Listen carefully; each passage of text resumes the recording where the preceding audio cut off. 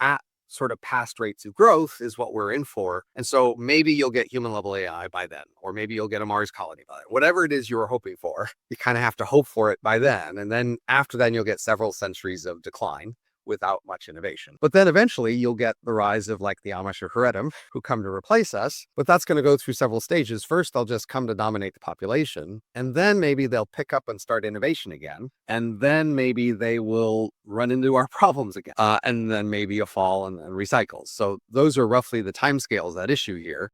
The best estimate by leading vaccine producers is that it could take a year or more to develop, test, and manufacture a vaccine for the clade X virus.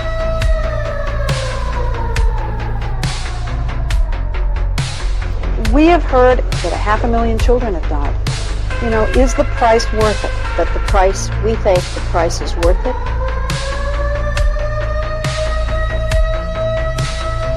Richie Brown Show.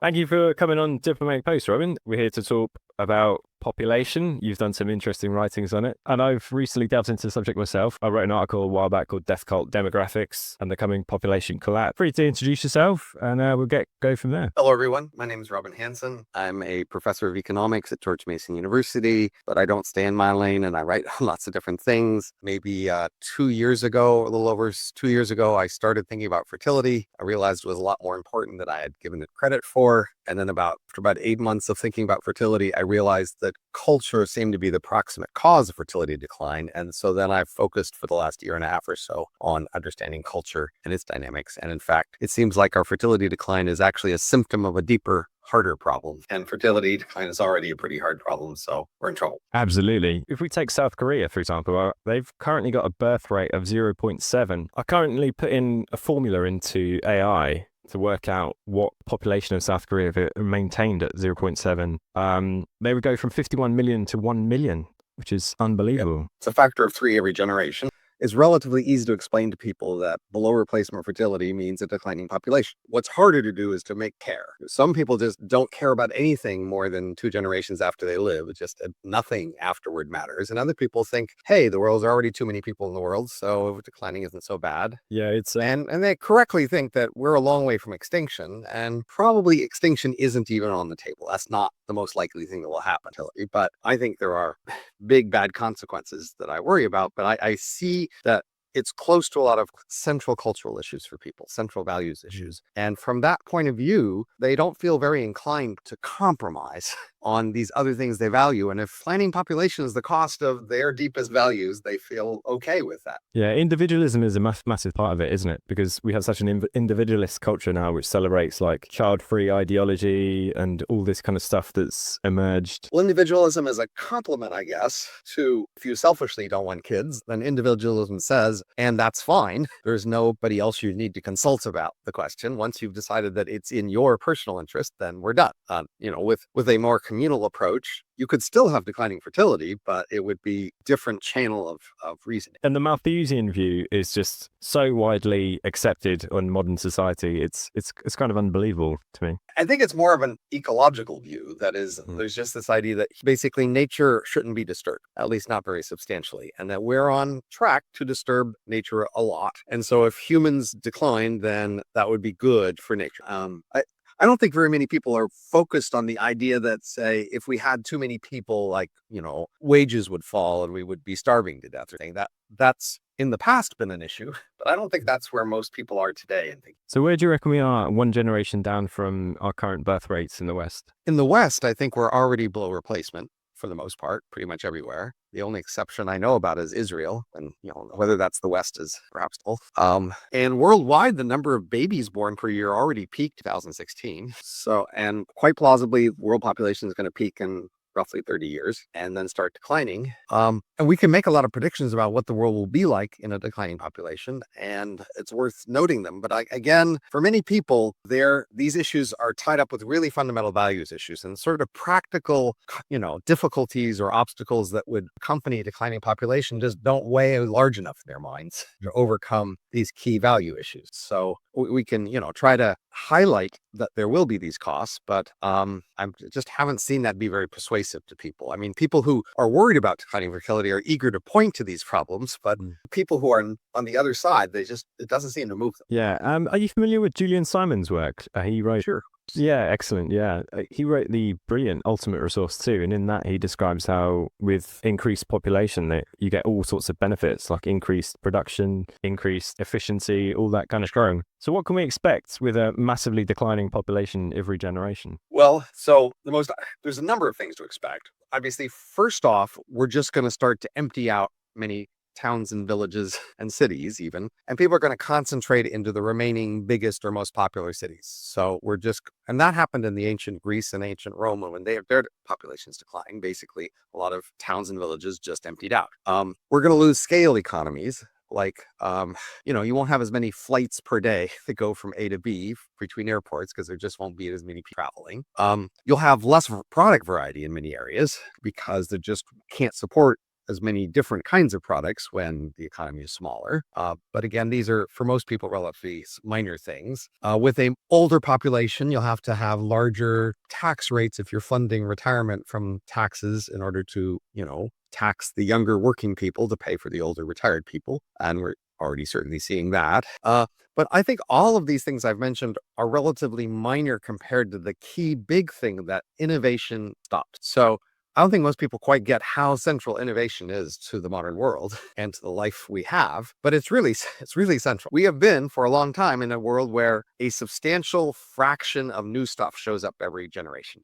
Like the world economy has been doubling less than every 20 years for a long time. And by doubling, we mean twice as much stuff we can make in all the different, averaging over all the different industries and everything. We're twice as productive every 20 years or so. That's been going on for a long time. And that's really central to our world. We really come to count on that and expect it even as a birthright. And that's what makes us often hopeful that even if we have problems now, we'll invent new stuff and then problems will change. Like, for example, people were worried about running out of oil, and now we've got lots of solar energy coming online, and seems like running out of oil isn't such a big thing anymore. Now that we've got lots of solar, that's the way problems get solved when you have lots of innovation. But when population declines, we're going to start running out of innovation. So key innovation model is that the rate of innovation is proportional in economic activity, and innovation adds new stuff to all our old stuff. So we always have all the old ideas and inventions we've always had. And then every year, say, we get a pile of new stuff. And in an exponentially growing economy, the fraction of the economic activity in the last year is actually a substantial fraction of all the activity so far.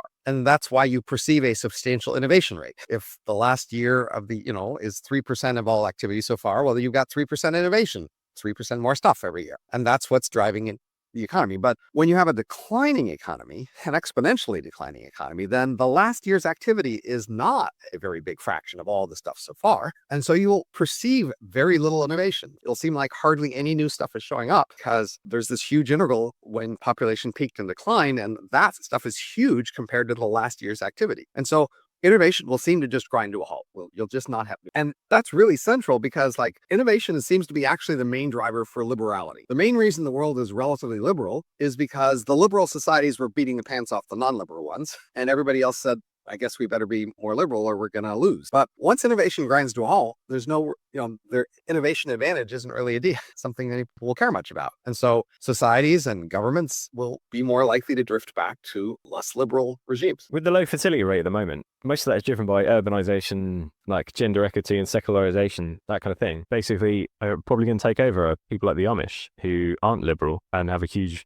birth rate. Right. So I said extinction probably isn't on the table. And the reason I would say that is because we do see these currently small, very insular, very fertile subculture like the Amish or the Haredim. And the most straightforward predictions for the future is they just continue to grow like they have. So the Amish, for example, have been doubling every 20 years for over a century. And the way the Christians took over the Roman Empire was just to double every 20 years for 3 centuries. And that was it. It went from, less than 1,000 people to dominating by just doubling every 20 years for 3 centuries. And so these subcultures are on track to do that. And right now they're very vulnerable. If we got it into our head to squash them, we could. Then human extinction is more on the table. And you don't want that. So you'd rather, if they can make a go of it, to let them win. But by winning, they will change society in many great ways. Just like Christians just tossed out many things they didn't like about the Roman Empire. The Amish and Haredim will just toss out many things they don't like about us. perhaps plausibly including most of our music, most of our movies and TVs, most of our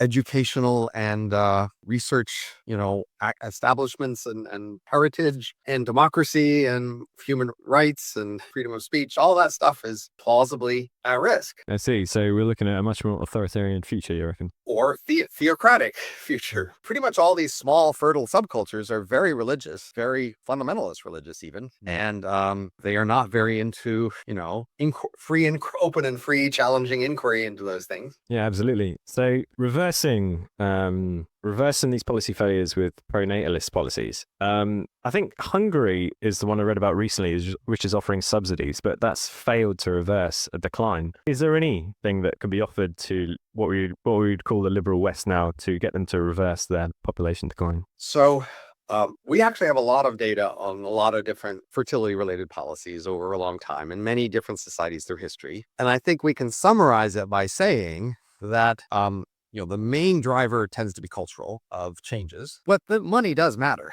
I mean, we're economists, basically, but it's a matter of how much. So, when people's lives are all wrapped up with a certain way of doing things, small amounts of money don't move that very far, but large amounts of money can. So, it's an open question whether Hungary's amounts of money are large enough, because not only do you need a lot of money, you need time for the culture to adapt to new channels. But I would just highlight the fact that, in fact, there is a win-win deal if lives are worth living. That is, look, when you create a child and you raise it up, you create a person who can live a life and have a life worth living. But it comes at the cost. The parents have to put effort in. So a key economic question is, well, is the cost to create a kid less than the value the kid gets when they have their life? I got to think it is, which means there's a win-win deal here possible. That is, there's enough money you could pay parents such that they'd be willing to do that, and then the child would basically have to pay for it. And later on, even after paying for that, they still find they have a life worth living. So this is just a basic financial calculation. Independent of culture, you see, there is a deal that could be made, but it could cost a lot. So the most straightforward free market solution, if you're just a rabid libertarian, is just to say, okay, let parents endow kids with debt, and then they can sell that debt in order to raise money to do parenting expenses, and then the kid has to pay back the debt. People hate this idea, except maybe rabid libertarians. Everybody else goes, that's terrible. Parents should be doing out of the goodness of their hearts, right? But we actually already do this with governments. So in fact, the default is when we make a new child in the world, the government just endows that child with their share of the national debt. That's just what we do. We don't, and nobody even seems to complain about it. It's not even a problem. So apparently governments endowing kids with debt is not a problem, but parents would be just terrible. Okay, fine. But the fact that governments do it gives us an opening. Okay, all we have to do is have the governments give part of that to the parents. And ta-da, we've got the paying parents deal. But is it enough, you might ask? Well, if governments had really low debt levels, it wouldn't be. But thankfully, you might say, modern governments have had the foresight to get way into debt. And how much is that debt?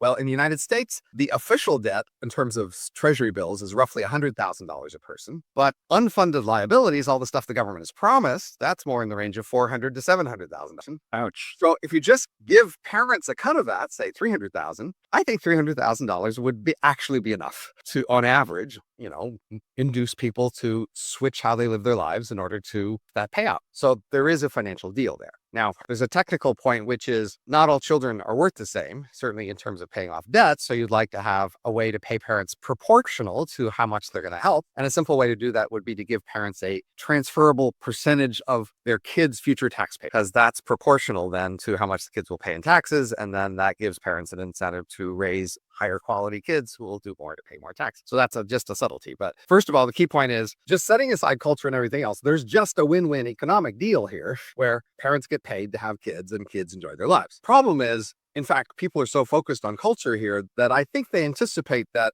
this financial deal would change culture, which it would, right? Like, if $300,000 per kid is on average is on the table, people would be trying to figure out how to reorganize their lives to get that money. They would be reorganizing towns and workplaces and school plans and all sorts of things. They would be trying to rearrange things to get that money. And capitalists would be all over this, trying to find a way to consult with you and take a cut and help you set it up because, hey, there's a lot of money at stake here, right? So that would happen, but it would then cause changes to the cultural trends that have caused lower fertility. So I said, basically, the proximate causes of fertility decline have been roughly half dozen key cultural trends that we could go over if you like. And people love those trends. They are precious beloved parts of our culture. And if we paid enough to produce more fertility, some of those trends are going to revert. I don't know which ones, but they're going to figure out how in order to like make it work. And I think people anticipate, yeah, and they don't like that. They wouldn't like those trends reversing. And maybe that's why they wouldn't want to approve of this win-win deal. Yeah, absolutely. Because if you look at like well, the particular cultural craze that's taken over the West in recent years with is like transgenderism, and that explicitly means putting children on puberty blockers, which sterilizes them, that kind of thing, as well as double mastectomies and castrations, which and that's pretty relative for fertility. That's all pretty symbolic, right? Yeah. That's not at the moment having a big impact on fertility, but it's adjacent to. But they're funded by people like Open Society and what is it, John Stryker, that's a billionaire. So they've got a lot of backing to put that into the culture. Right now, the more specific cultural trends I'd point to that are causing lower fertility, one is just increased education. Another is gender equality, which is why education is having more of a bite because women are delaying fertility for longer education. So more education, longer, less flexible career paths. Then there's norms of getting married later. So when I got married, there was this, what we call the cornerstone marriage concept, where you just get married young, you're not fully formed, you don't know what you're going to succeed at, and you just both find that out together. And now there's this capstone norm where you should figure out who you are and set yourself securely up and then get married. And that's delaying fertility. Yeah, it kind of, those two kind of concepts kind of clash with liberalism in general, don't they? Because for a capstone marriage, you're hitting all these milestones you're expected to hit as an adult, and then getting married when you're quote unquote stable. Whereas a cornerstone one, you're just kind of throwing your lot in when you're young and figuring it out, which is obviously when you're at your most fertile and that kind of thing. Right. And another one is just we have norms for parents to pay a lot more attention to their kids. So the amount of time and energy and attention, when I was a kid, parents were not driving kids around all sorts of events all the time. Kids were out spending much of the day wandering themselves, not doing, parent supervised activities at all. And now not only are they mostly doing parent supervised activities, but the parents are driving them back and forth to all of them, and et cetera. So we just have norms that we should be paying a lot more attention to the kids. And obviously that's going to cut into fertility. I can even see that with my grandchild, which is, when they're thinking about having a second one, they go, well, we're spending so much time on this one. How could we have any time for a second one? But then in addition, we have, over on longer time scales, grandparents are just a lot less involved than they used to be in, they don't live together. They don't help choose the partners. They don't help, subsidize the living arrangements. That all, cuts into fertility. And then, as you mentioned, there's more urbanity, which seems to be strongly correlated and discourages fertility. Less religion. Religion seems to make a big deal. And then just there's more cultural integration in the world, whereby, any one place that might be tempted to deviate gets sucked into the world average culture. So all of these trends are causing lower fertility quite plausibly, and some of them would clearly have to be reversed if we paid enough. They would figure out which one it is. But I think many people, for example, are afraid it would be gender equality, and they think no. If that's what's at risk, let's just decline. Absolutely. Are you familiar with J.D. Unwin's work, Sex and Culture? I think he wrote that in 1932-33. No, I don't know about that. Oh, that book is excellent. He talks about, the book title is Sex and Culture, and he states how civilization collapses 3 generations after kind of liberalizing sexuality. Actually, looking at a summary here, yes, I did tweet this once. An interesting study. I wish it had been redone since then. I mean, it's provocative empirical study, but since it's almost a century now, you'd hope somebody would have reevaluated the study. Maybe I could look that up. You would hope somebody would have. But in any case, yes. Yeah, it's quite a good one. He goes into quite a lot of detail.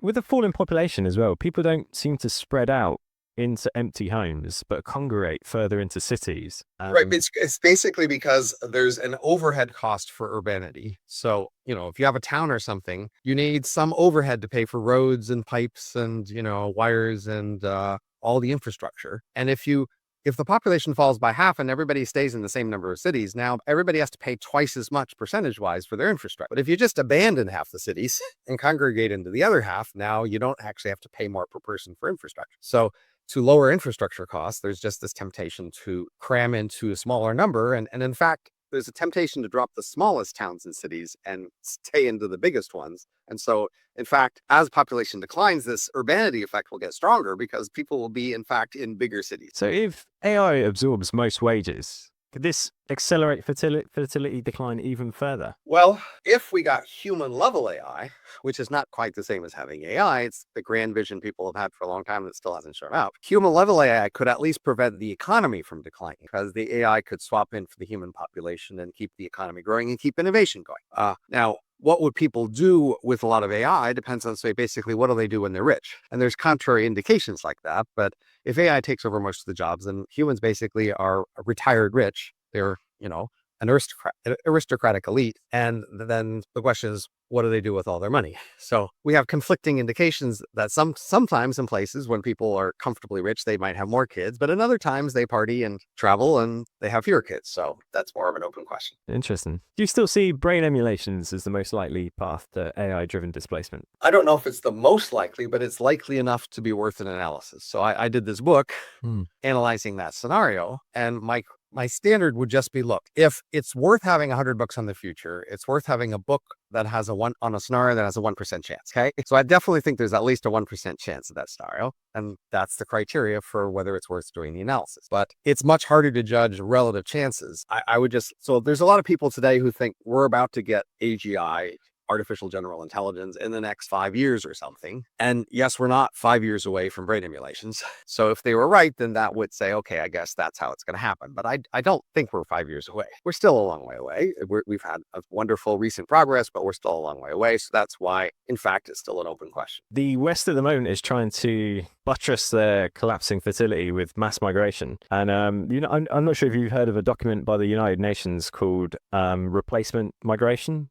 They released it in the year 2000, and it's quite interesting. Last year in Britain, we had 800,000 migrants come into the country. So there's a lot of people, including my colleague Brian Kaplan, who are eager for more immigration, and they've been eager then to find arguments to support that. And falling fertility is an argument they can point to support more immigration. But I don't actually think that's been the main reason. I think it was a cultural change that made a lot of European and other Western countries just eager to have more immigration for other cultural reasons. And that was more of a justification. But it does have that effect of delaying fertility problems. But like when the whole world's declining, immigration really can't help the world as a whole on that count.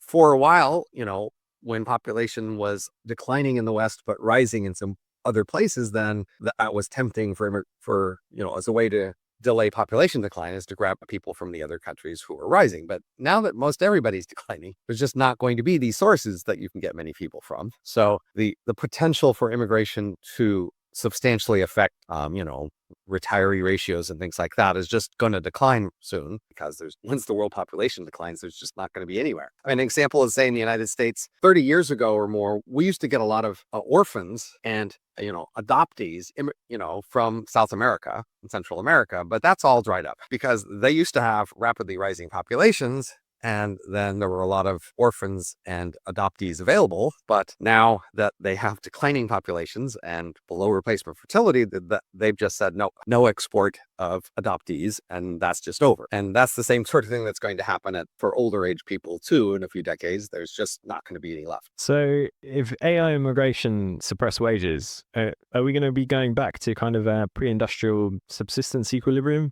where even the advanced economies can't escape stagnation? So AI would increase the entire size of the economy, but decrease wages for human workers that compete. So whether or not humans do better or worse basically depends on how much capital they have. So the recommendation that I've made for a long time is that people should buy insurance against the possibility that robots would displace their jobs. And at the moment, that insurance would still be cheap because it's still a long way off and unlikely in any year to happen. So I would just recommend that we all work to get people insured against robots taking jobs, because collectively the entire economy will just grow faster. In fact, the economy so far in the last century has doubled roughly every less than 20 years. But if you look at how long it takes for a factory to produce as much stuff as the factory is worth, that's typically a matter of months. So, and the only reason we don't actually double factories every few months is that the workers in the factory, we can't double them every few. But with AI, you could actually double all the things every few months, making them all in factories. And so an AI-based economy can just grow a lot faster than a human-based economy. And so total amount of wealth could just be a lot more with an AI economy. But if you want everybody to benefit from that, then you need to have a cut. And insurance is one way to do that. Excellent. Artificial wombs and that kind of technology for reproduction? The main cost in raising children is not the pregnancy period. So, making pregnancy cheaper is a pretty minor effect on fertility overall. Now, if you wanted to drastically lower the cost of kids, what you would want is like industrial scale orphanages. And actually, if you paid capitalists enough for them, they would do that. Because greedy, capitalists could just organize large industrial scale orphanages and pump out kids much cheaper than our current artisanal process. But people hate this idea. So, apparently that's not really on the table. But if you were willing to solve fertility by just handing it to capitalism, it would just definitely do it. Bit of a futurism one. Your grabby aliens hypothesis suggests advanced civilizations expand rapidly. I suppose if fertility collapse halts innovation, does this reduce our chances of becoming grabby or make us easier prey? So our fertility decline actually seems to be a symptom of a deeper problem. So now when people are sick and they have a symptom, often it's worth curing a symptom so they can live long enough to cure the disease. So I'd still recommend that we fix the symptom to the degree we can. But once you realize it's only a symptom, that turns your attention to the deeper problem and whether we can fix that. So I definitely think that humanity's growth and expansion over the last few centuries is now facing a obstacle that I hadn't realized until a few ago that will delay our expansion of the universe, plausibly, even may thousands of years. However, thousands of years are still just a tiny period on cosmological timescales. So the universe is now 14 billion years old, and our grabby alien analysis suggests that grabby aliens, the ones that actually expand rapidly out into the universe, they appear roughly once per million galaxies, and that once we become such a thing and span, we would then meet other ones in roughly 1 billion years. So 1,000 years is still really tiny compared to 1 billion years. So the grabby alien scenario doesn't really just depend much on anything that takes less than 1 million years or even 10 million years. That's still a tiny rounding error. So our descendants have 10 million years to figure this stuff out before it at all impinges on their ability to expand out in the universe. Now, if it kills us off, of course, that would have a effect. So, a question is not just, will this delay us, but will it kill us? And there is a possibility, as we discussed, of human extinction with declining fertility, although I still don't think that's the most likely scenario. But there is this underlying problem. And in essence, humans will probably have to figure out how to fix this underlying problem before we can go to the stars. We've got lots of time to do so, but we still need to figure out how. And if we let the Amish or Haredim replace us, then they'll be the ones who have to figure this out. But they will plausibly also suffer the problem we're suffering from. And we could have a rise and fall of civilizations that goes on through many cycles before eventually one of our descendants figures out how to fix the problem. But that's still a pretty discouraging scenario. So I have this book, The Age of M, that you mentioned. And that's just the straightforward scenario is that imagining continued growth. And in the next century, we hit this other thing and we grow faster and faster. But that whole fast, tech powerful scenario could get delayed by a long time if humanity can't figure out how to fix this underlying problem we have that prevents us from just having a steady growth like we've had. Absolutely. Growth itself is even a dirty word these days, along with industry, isn't it? Because you've got a lot of people talking about like degrowth and stuff like this, all related to ecology. And, right. I think in their minds, they mean growth of sort of materialism and ecological impact, and they disapprove of those things. So that's why they don't grow. If you talked about growth in moral character or growth in empathy, they wouldn't mind those kinds of growth, right? It's a matter of what do they associate with growth. Mostly economic growth that they disapprove of. Right. And they imagine economic growth as primarily billionaires having bigger yachts or something. And they're not really thinking of lots of ordinary people have, live better food, don't have to work as long, less risk of dying, mostly what growth is doing. But they're imagining not just billionaires having it, but also just an ecological impact, displacing the polar bears, the dolphins, and all that sort of thing. From one of your articles, I think it's from last year, you were talking about there could be a potential reverse of the decline by 2060, pushing fertility back to 2.21. You remain skeptical of it, though. It is just a straight collapse we're headed for. I think you're talking about the possibility of DNA-based selection. So, no, your article on how long will population fall.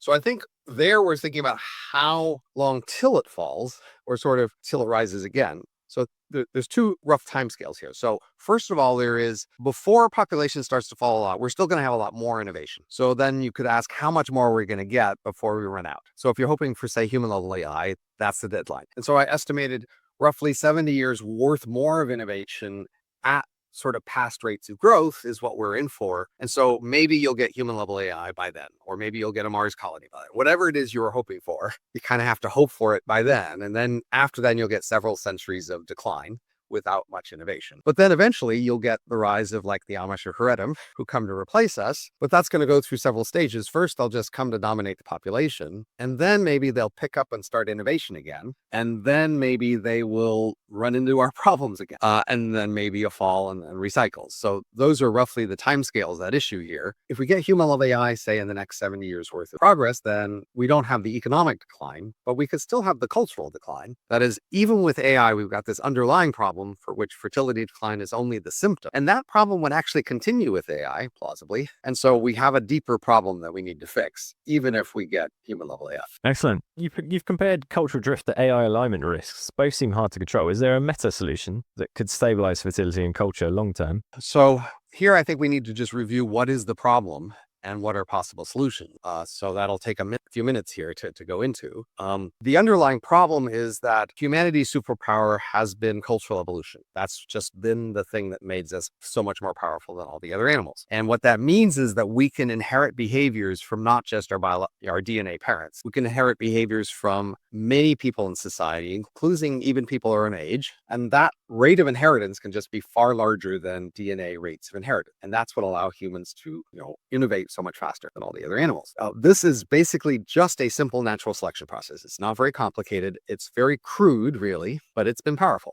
So it needs parameters to be within a certain range to work, though. So if you think about when you're driving a car, parameters of driving the car, how fast the car is going, how fast the road turns, how clearly can you see the road, how fast can you respond when you see something in the road to turn the wheel, how fast does the wheels of the car respond when you turn the steering wheel, how reliable is that, all those things, as opposed to noisy and bouncy road. There's a set of parameters, and you understand intuitively that at one end of the range of parameters, it works just fine. You drive down the road, you see it curves a little, you turn a little, you follow it, everything's fine. But if you crank these parameters up to the other extreme, you go down the road at 300 miles an hour, it's really wavy, you have a slow reaction time, you can see it's not going to work. You're not going to stay at the road. And the same is true for natural selection as a process. The way it works is there's some cloud of points in a space of possibilities, and that cloud is on a landscape of fitness, and some parts of the landscape are high fitness. And if a point is near the high fitness, the points multiply there and they grow. And if a point is near a low fitness place in the landscape, well, those things die and go away. So as the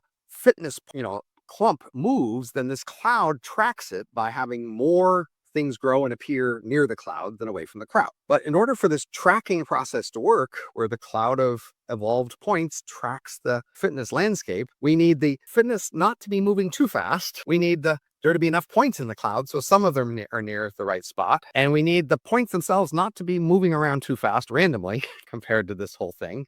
Those are the things we need for this process to work.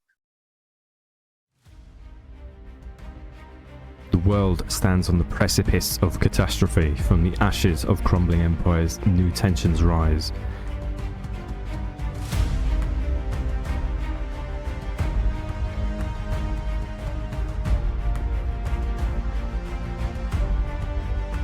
In Ukraine, the flames of imperialist proxy wars burn hotter. In Palestine, decades of colonial oppression erupt into resistance and brutal reprisals. Across Asia, the spectre of great power rivalry looms as the US and its allies encircle China, desperate to maintain their waning hegemony.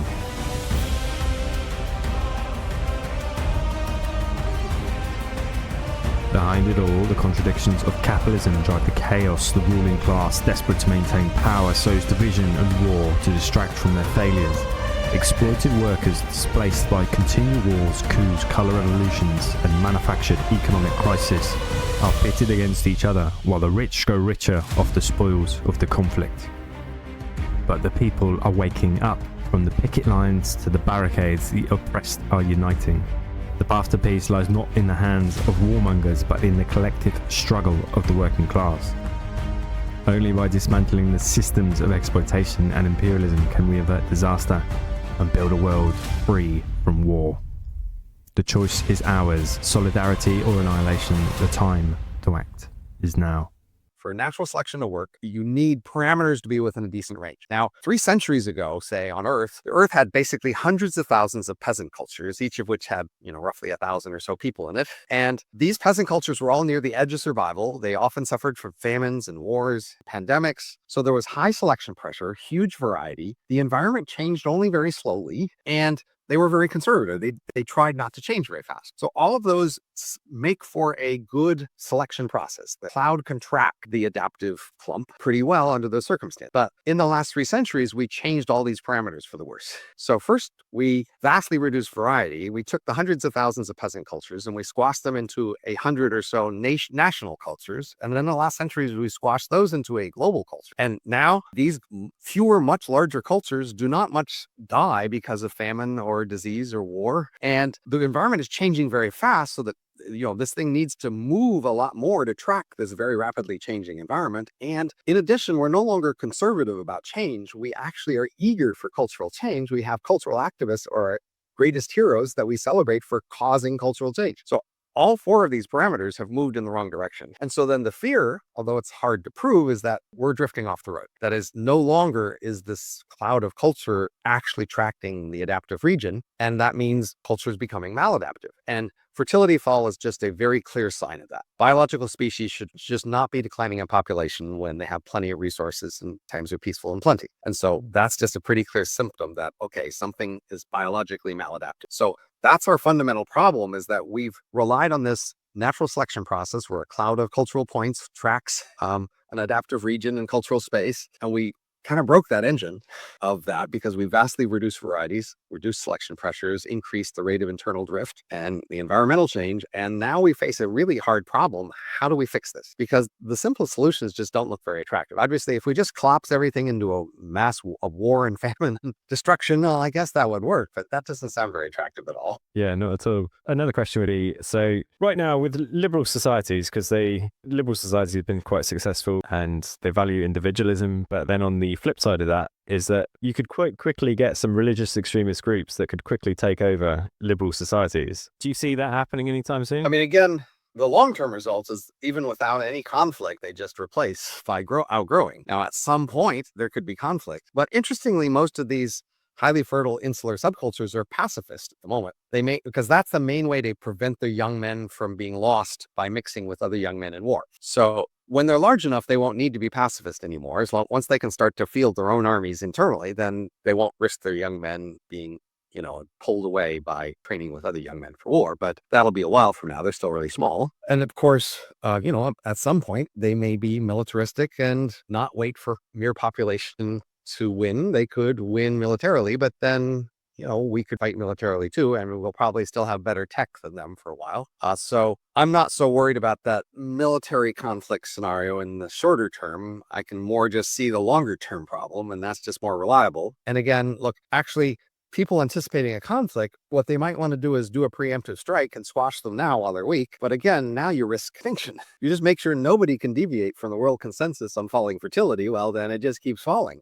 It might take 1,600 years or something eventually to go extinct. So you might think eventually in that period, some other regime would show up and they'd no longer be so eager to squash it. But that's a ways away. With ancient Greece and Rome, they experienced similar fertility drops and they never rebounded. Can you talk about what they tried to do before they were basically outbred by Christians? Well, a key thing to notice is that quite often in cultures with falling fertility, they knew about it. So now elites typically focused on falling fertility among elites, so we don't have as much clear documentation about falling fertility among non-elites, but at least we're clear there were a great many societies where fertility fell among elites. And, thoughtful people could see that that was going to cause a decline. Like, for example, first place in Europe to have fertility decline was France around 250 years ago. And people could see that that was going to cause for France to decline in relative influence compared to the rest of Europe. And they didn't like that. And they wanted to do something about it, but they just couldn't. And in fact, France did decline in influence relative to the rest of Europe because it wasn't for another century before other places started to have a substantial fertility decline compared to France. So France is an example where they just knew about the problem. Elites talked about the problem and they sometimes tried to promote a solution and they failed. Similarly, the Greeks knew about it. Now, in Rome, they had an emperor who, like Emperor Augustus, roughly 1000 AD, he not only saw a problem, he declared a bunch of policies to deal with it. He basically said, okay, young men who aren't married, like, you suffer a lot. You can't go to the Coliseum and you're going to have extra taxes. And he was just trying to add some pretty strong policies to, encourage fertility. And apparently it did work for a while, but it just didn't last in the long run. And, even, for example, Soviet Union and Nazis, even, they tried to promote fertility. They were full of decline, but again, limited duration effect. So that's just a warning here, because many people think, well, let's just wait till it's really a clear big problem. Then, of course, obviously we'll do something about it. But in the past, they just haven't. It's a warning. Like, it's not enough to have some elites who see this as a problem and say something about it. Culture is really a big thing and has a huge momentum and has huge power. A few talky people criticizing it doesn't really have that much power. Yeah. Are you familiar with some of the elite American billionaires? Along with British ones as well, actually. There's the Rockefellers. They were obsessed with population control, and they really wanted to change culture. They wrote a Jaff memo back in, I think, in 1960s, and in the Jaff memo, they did a load of bullet points of how they were going to change population. One of them was they put sterilizing agents in the water, and some of them were other things, just like tax relief. No more tax relief for parents with more than 2 children. That's a law we've actually passed in Britain. Right now, in the middle of the 20th century, cultural elites were very concerned about rising population, and they thought they were promoting development and improvement of the world by promoting population decline and lower fertility. And they instituted many particular policies in that direction. But in fact, it seems like the major effect was just the merging of world elites into a world culture, and that the idea that falling fertility was the future was this key idea in world. And so elites from around the world who went and trained at elite colleges and NGOs came back with this elite culture idea that the thing to do was to try to have lower fertility. And they had specific policies, but it was more just the direct cultural effect of elites wanting this and then other people inheriting that from elites and that's sort of this worldwide effect of lower fertility, because people have for a long time just seen that as the elite attitude about fertility. Yeah. Are you aware of the Kissinger report, the National Security Memorandum 200? In that, the American government basically came up with the idea that increased population growth in other countries would pressure on governments and have them overthrown by a younger generation that weren't as amenable to US interest. Right. So, we focus on government a lot in our world as the center of culture and the center of power. But in fact, there's a lot of ways in which culture changes the world without going through government channels. And I think that's just especially true in fertility. For all the government activity and reports written and everything else, it's mostly been culture that just directly caused lower fertility. Now, obviously in China, the one-child policy had pretty strong effects. But now China trying to reverse that seems to have almost no effect. They basically succeeded. Policy often just reinforces culture, but it can't really oppose culture. So often the policy is a way to sort of a signal of what elites think and where sort of the collective wisdom is, and policy just reinforces and reaffirms that. But once culture has an opinion, policy can't really move it the other way much. Makes sense. So you don't see much culture shifting in our current context from the kind of Malthusian worldview? No, I'm afraid I don't. This has just been a very long-term, issue, and it's going to continue to be a long-term issue. Clearly, what it would take is for enough elites of some sort to change their mind, and then other people to see that as a new trend and to follow that. But we're pretty far away from that at the moment. We might have a few contrarian elites, like, say, Elon Musk, being different, but then everybody piles on and criticizes how bad they are, and then that reaffirms the fact that everybody mostly thinks the other elites are right. Excellent. Well, thank you very much for your time, Robin. This has been absolutely excellent. If you could just let people know where they can reach you, read your books, buy your books, your Substack, or anything. I happen to be one of those celebrities for whom I'm the version of my name that comes up first. So if you just Google my name, Robin Hanson, you'll find stuff about me, and there won't be about some other Robin Hanson. Excellent. So that makes it easy. I'll put links down in the description. Thank you for your time, Robin. This has been, great.